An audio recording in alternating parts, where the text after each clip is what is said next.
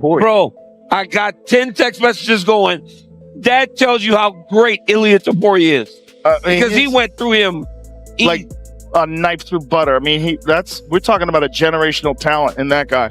I mean, I love the fact that Oliveira called for a fight at the White House. Please, please find the man a dance partner. Yeah. But who? I don't know who. But who? Well, who other than Topuria, right? Topuria is busy with Gaethje. Yeah. Who? Well, right. Arman Tsarukyan is not going to fight him in a rematch. You know? So, Arman would not fight him for the second time. Why? Well, he would if they gave it to him. Well, when you seem to be about to get a title fight, why fight this dude? Yeah. Well, because it's a BMF title fight. But I mean, could you really set that up? I mean, Tsarukyan's been out for so long. It's been so much controversy around him. He just got in a brawl at a wrestling match. He's crazy, man. The gate tonight was $8.3 million. Attendance 19,480. It was sold out.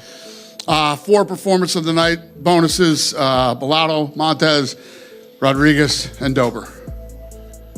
Dana, dominant work from Charles Oliveira, but maybe not exactly the fight the crowd was anticipating or looking for. What were your thoughts on the way the main event played? Well, I don't know if anybody was expecting that. I didn't. I mean, the way he body locked him and took him down so easily and absolutely dominated him on the ground. I thought there'd be a lot more stand up, and I thought that Max would do a better job at defending the takedown. And if he got on the ground, he'd at least pop up a couple, 3 times during the round. But total domination. Yeah. At the end of the day, the goal of the sport is to win fights, right? But when it's a BMF title fight, do you feel like there's a unwritten rule that you got to fight a little bit differently, that you got to make it a stand-up war and not have a grappling-based approach? Well, I think you'll have those type of guys, but the goal at the end of the day in every fight is to win. So he did exactly what he needed to do to win. And I think probably, you'll have to ask Max, but in training camp, they're probably expecting, if you've seen Charles fight, he's not afraid to go toe-to-toe, stand up, and, they obviously really believed that if they took him down to the ground, tonight would happen. It was complete domination, Michael. I thought coming into this fight, there was going to be moments where Max was in trouble, moments where he might be on the fence, might be on his back, but I didn't think it was going to be 25 minutes. We've never seen Max dominated like that. Charles looked possessed out there. He walked Max down, got his back to the fence, and with these awkward takedowns, it wasn't fundamental traditional wrestling. He just powered him to the ground with hip tosses, body locks, and Max had no answer for the takedown. Sometimes, I ask you about Conor McGregor, it doesn't happen, but it does seem like the situation is there, that it's possible. Is that something that is even on your mind? Do you think about that? What is your reaction to even just the name Conor McGregor when he throws out there BMF, 170 pounds? Is that even on your radar on a night like this? For real, I won the title. I won that lightweight belt, and that's what I want. Listen, I did what I needed to do. I got it. That's what I want to do, and I tell people this. Let Diego figure this out, okay? But if it's maybe for something or maybe for the money, we'll do it. I think he wants it more than I do right now. And then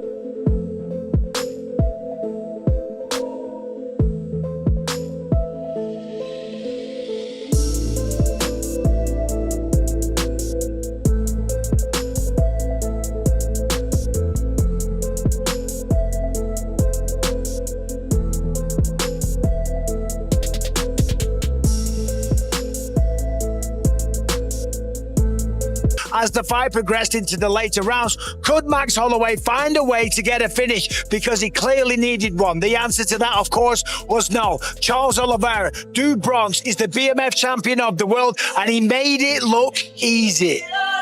That was complete domination, Michael. I thought coming into this fight, there was going to be moments where Max was in trouble, moments where he might be on the fence, might be on his back, but I didn't think it was going to be 25 minutes. We've never seen Max dominated like that.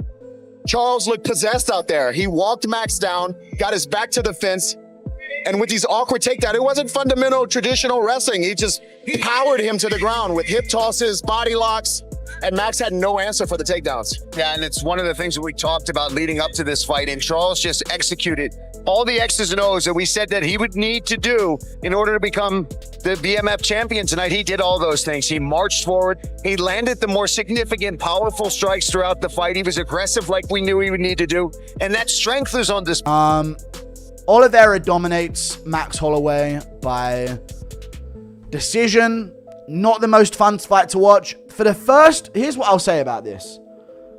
A lot of people are saying, why aren't you crashing out the way you were against Chimaev and Makhachev? Because JDM's one of my favorite fighters. Duplessis is one of my favorite fighters. So seeing it happen to them hurt more. I also think Oliveira's wasn't as bad as theirs. At all. Because for the first 2 rounds, he was fucking destroying Holloway on the ground.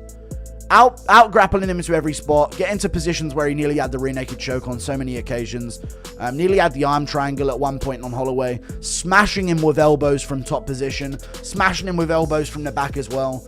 Like, he really did go for like a lot of damage in the first 2 rounds, but in the 3rd, 4th, and 5th, you were thinking to yourself, this is for the BMF belt, and you're laying there in half guard on top. Damage him, you know? So I'll see both. I'll see both of this. Even though I was correct, Holloway can't. Now that Max Holloway versus Charles Oliveira is behind us, the real intrigue comes from rewinding the tape and remembering what everyone believed before they even touched gloves. Some analysts were convinced Max's relentless pace and layered boxing would pull him ahead over 5 rounds. Others felt that if Charles could pull the fight into his world for even a brief moment, his pressure and dangerous submission game could flip the entire contest. Before the outcome, that was how many people were sketching the matchup on the whiteboard. Michael Bisping added his own perspective to that discussion. He described Oliveira as someone who confidently marches forward because he relies on 2 major weapons, his punching power and the safety net of his grappling. But when it came to pure striking, Bisping leaned toward Holloway. He pointed to Max's quicker hands and superior control of distance, highlighting how he pivots, slides, and fires straight shots that punish opponents trying to close the gap in straight lines. In Bisping's view, if Holloway stayed disciplined in that area, Oliveira wouldn't simply be able to stroll into range. He's a good size at 155 pounds. Every time I see Charles Oliveira, I'm blown away by how big he is. And Max Holloway, who was filled out a little bit now at 155, who, of course, last time out, beat Dustin Poirier, dropped him in the first round. And a lot of people have said, oh, well, he also got dropped in that fight. Well, yeah, it's Dustin Poirier in his home city, his hometown, New Orleans, Louisiana. Granted, he's from Lafayette, but you get what I'm saying, okay? And yeah, of course, we know that he got knocked out against Ilia Topuria, but along the way, that knockout over Justin Gaethje. Chang Sung Jung in his final fight knocked him out in Singapore. Arnold Allen is the real deal, and he pieced him up, won a decision, okay? So the game plan for Max Holloway is going to not allow himself to be pushed up against the fence. If you saw the co-main event last week with Marlon Vera and Daniel Martinez, Marlon was trying to swing, but Martinez was using beautiful footwork to kind of avoid those swarms and those bombs from Chito Vera, right? Of course, Chito cut the cage off in the 3rd round and was able to do some damage, right? That's what Charles Oliveira is going to have to do here, because Max Holloway isn't going to be running, because he's not that type of guy. He believes in himself. Across 5 rounds, Bisping expected Holloway's tempo to quietly become the defining factor. Max is famous for throwing combinations in waves and rarely easing off the gas. If the fight spent long stretches standing, Bisping believed that constant, accumulating pressure would be difficult for Oliveira to match, especially if Charles couldn't repeatedly shift the momentum through grappling exchanges. Get dropped, your equilibrium is rocked, and you don't know what's going on. However, I do think that Charles Oliveira will struggle. I do think Max Holloway is the better puncher. I do think he has faster hands. I think he has better striking in general, better ringsmanship, better craftsmanship, better understanding of the geography inside the octagon, and the straight shots that Max predominantly throws will keep Charles Oliveira at bay, and Max Holloway will slowly start to take over the longer the fight goes. So I got Max Holloway getting a stoppage around round 4. Al Mohammed focused on elements of Holloway's game that aren't always obvious in highlight clips, particularly his footwork and control of distance. He talked about how polished Max's boxing looks and how smoothly he moves, making it incredibly frustrating for opponents trying to pin him down for either punches or takedowns. In Bilal's view, the smartest plan for Holloway was to stay at his ideal range. work the body, and keep his feet moving so Oliveira would constantly be forced to reset instead of settling into grappling attempts.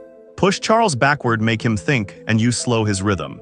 I would say you got to set the pace. You got to make it a high volume fight. Attack the body on Oliveira. He stands straight up. Obviously avoid grappling exchanges, but Holloway, his boxing, his footwork is very smooth, very good, and it's hard to take him down. He's very heavy on his legs, so it's going to be hard for Oliveira to catch him slipping. Oliveira usually grabs the body locks and gets nice trips off the body lock, but I think Max is very strong in those sequences. So for Holloway, keep it in boxing range, keep cutting angles, attack the body, get Oliveira moving backwards. When Oliveira moving forward, he catches momentum. When he's moving backwards, when you got him overthinking, that's when you're able to hurt him. That's when you're able to catch him, especially with the way Holloway boxes. He's good at going up, down, cutting angle, coming over the top, high volume, high power at 155. We make this a boxing match. It'll be easy night for Holloway. For Oliveira. At the same time, Mohammed acknowledged that Oliveira had real weapons to counter with. Attacking Holloway's legs with low and calf kicks, he said, could gradually slow that movement and make the cage feel tighter. If Max began reacting more to those kicks, stepping away instead of planting his feet, openings for level changes and clinch entries could appear. Still, when it came time to pick a winner, Bilal leaned toward Holloway.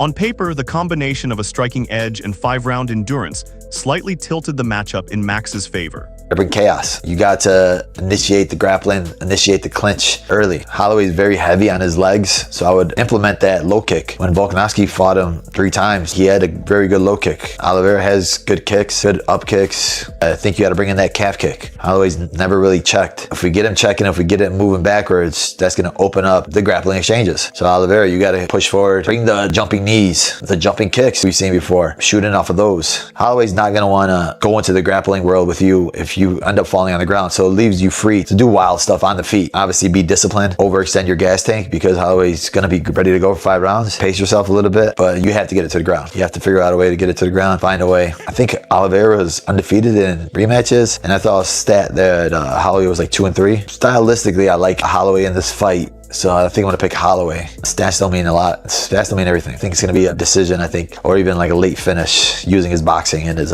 footwork. And DeRitter Voices like Bisping and others analyzing the small details that add up over 25 minutes, the debate before the fight was full of different angles. Now that everything is settled, where did your prediction land? Did you side with the volume king in Holloway, the submission specialist in Oliveira, or did you picture the fight playing out in a completely different way? Drop your thoughts and let everyone know who you backed before they stepped in.